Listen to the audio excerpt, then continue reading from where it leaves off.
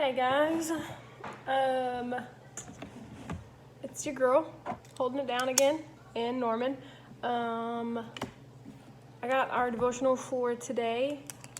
One of the chapters that we're on is Mark 7, and I was reading about the woman's face, the Syrophoenician. I don't really know how to pronounce that word.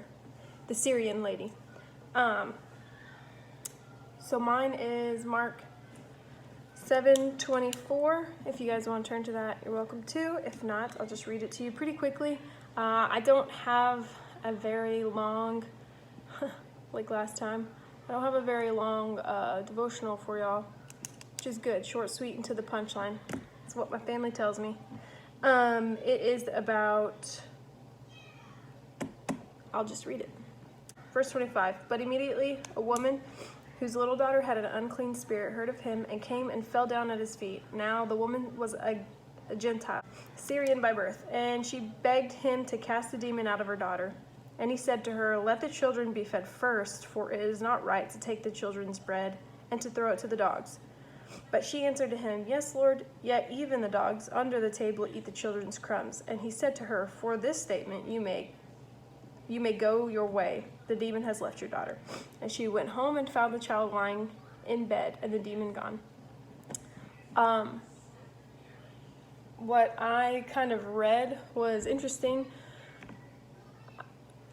I was looking it up on other people's devotionals, and there's a few different ways they kind of spin it.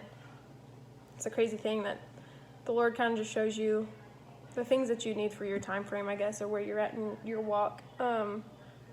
And kind of what I got out of it was the kind of the persistency that the woman had.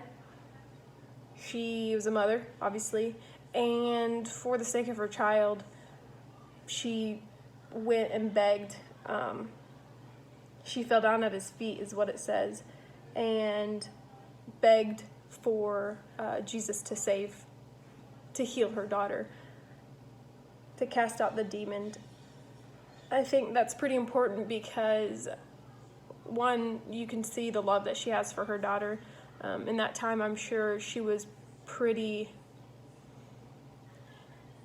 secluded from the rest of the world, with her daughter being possessed, from what it's saying.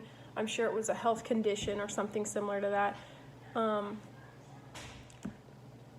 I'm sure it was a health condition or something similar to that, but I can imagine she wasn't well accepted amongst others, and her daughter had pretty much no future at that capacity.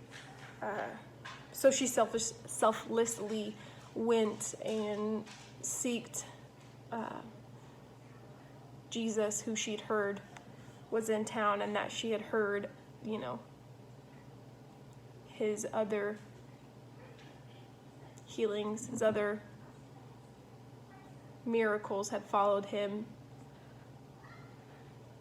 And so she knew that there was a potential of her daughter being healed.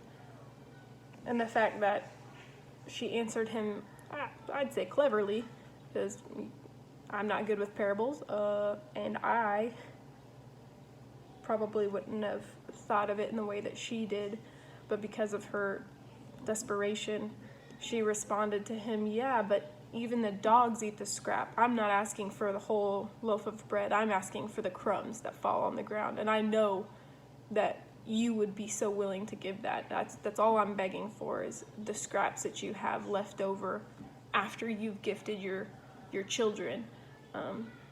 Just anything else that falls over that, I will take that, whatever, anything. That desperation, I think as parents, we would do anything for our children, and she was at that point of, I have nothing to give you, but everything to gain from you. And her, like I said, her cleverness, I think could have potentially took Jesus by surprise, and you notice how he responds and says, "All right, you got what you asked for. Go now, your daughter's healed." I think that's pretty awesome. It speaks volumes for her amount of faith. Like I said, she went from desperation, falling on her knees in a humbling motion, begging for scraps, not for herself, but for her daughter. And Jesus' willingness to gift her daughter's healing. Just pretty awesome.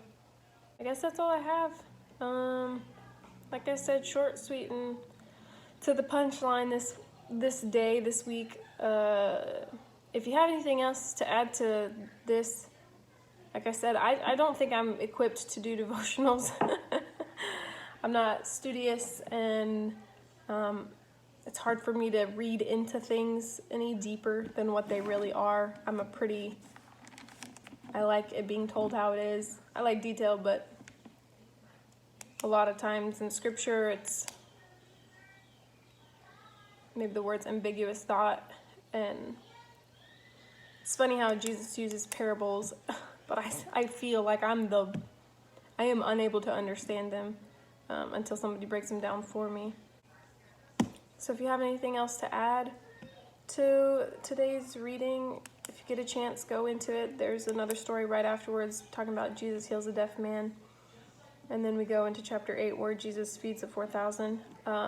Just kind of in the miracle motion of what he's doing, just his works, and how his works followed him and sometimes went before him. Like in this moment where she knew, he was something. He was more than just a man. If he could heal, he was more than just a man. Like I said, add to it if you have anything else that when you read it, the Lord was kind of talking to you. I'm interested in it. Anyways, enjoy. Peace out, y'all. Like I said, you do anything for your kid. I'd do anything for this kid. You're kind of cute. Can I keep you? Okay. All done.